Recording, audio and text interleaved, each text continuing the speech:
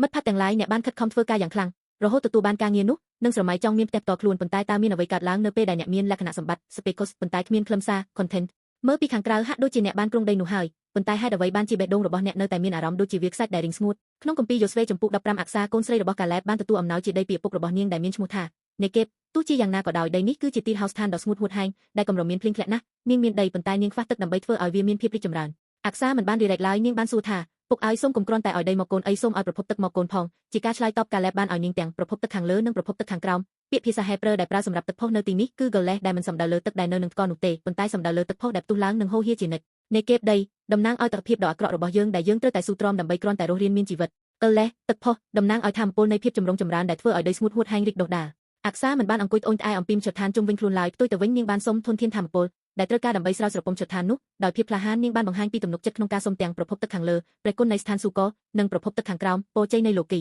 តើយើងអាចធ្វើឲ្យទឹកផុសទាំងនេះផ្ទុះឡើងតាមរយៈការខិតខំប្រឹងប្រែងរបស់យើងផ្ទាល់បានទេប្រភពទឹកខាងក្រោមនៃភាពជោគជ័យក្នុងលោកីអាចរងាប់ការស្រេកឃ្លានរបស់យើងបានត្រឹមតែមួយផ្លែតប៉ុណ្ណោះប៉ុន្តែមិនយូរប៉ុន្មានយើងនឹងស្រេកទឹកម្ដងទៀតដើម្បីដោះស្រាយភាពស្ងួតហួតហែងជាមូលដ្ឋាននៃជីវិតរបស់យើងត្រូវតែឆ្លងកាត់ប្រភពទឹកដែលហៅថាឈើឆ្កាងនៅលើឈើឆ្កាងព្រះយេស៊ូវបានបង្ហូរទឹកនិងឈាមគ្រប់ដំណក់ព្រះអង្គបានស៊ូទ្រាំនឹងការស្រេកឃ្លានទាំងអស់ជំនួសយើងហេតុអ្វីដើម្បីឲ្យផ្ទុះឡើងនៅប្រភពទឹកដែលផុសឡើងរហូតដល់ជីវិតអស់ក្លឹបជានិច្ចនៅក្នុងខ្លួនយើងឈើឆ្កាងគឺជាព្រឹត្តិការណ៍ដែលទម្លុះដីដ៏ស្ងួតនៃព្រលឹងរបស់យើងការរស់ឡើងវិញគឺជាព្រឹត្តិការណ៍ដែលជីវិតនៃស្ថានសួគ៌រហូតតាមប្រហោងដែលបែកបាក់ទាំងនោះការជឿលើការរស់ឡើងវិញនៃព្រះយេស៊ូវគ្រីស្ទគឺប្រៀបដូចជាការបដូរកុងតាក់ពីជីវិតដែលគ្រាន់តែរស់រានមានជីវិតទៅជាជីវិតដែលរីកចម្រើនដែលចែកចាយជីវិតរបស់ព្រះដល់អ្នកដទៃមានតែអ្នកដែលឆ្លងកាត់ឈើឆ្កាងប៉ុណ្ណោះទើបអាចរីករាយនឹងភាពបរិបូរណ៍ជារួមដែលភ្ជាប់ប្រជ័យស្ថានសួគ៌ប្រភពទឹកខាងលើជាមួយប្រជ័យលោកីប្រភពទឹកខាងក្រោមបងប្អូនជាទីស្រឡាញ់ការជួបព្រះយេស៊ូវមានន័យថាទទួលបាន Goles ដែលជាប្រភពធម៌ពលចែកចាយពរជ័យព្រះមិនចង់ឲ្យអ្នកគ្រាន់តែរស់រានមានជីវិតនៅក្នុងទីហោស្ថាននោះទេព្រះអង្គចង់ឲ្យអ្នកបើកប្រភពទឹកហើយធ្វើឲ្យវាខ្សាច់រីកដុះដាលសូមអធិស្ឋានដោយក្លាហានថាបពិតព្រះម្ចាស់សូមឲ្យដំណឹងល្អនៃព្រះយេស៊ូវគ្រីស្ទក្លាយជាប្រភពទឹកខាងលើនិងខាងក្រោមដែលហូរតាមជីវិតទូបង្គំ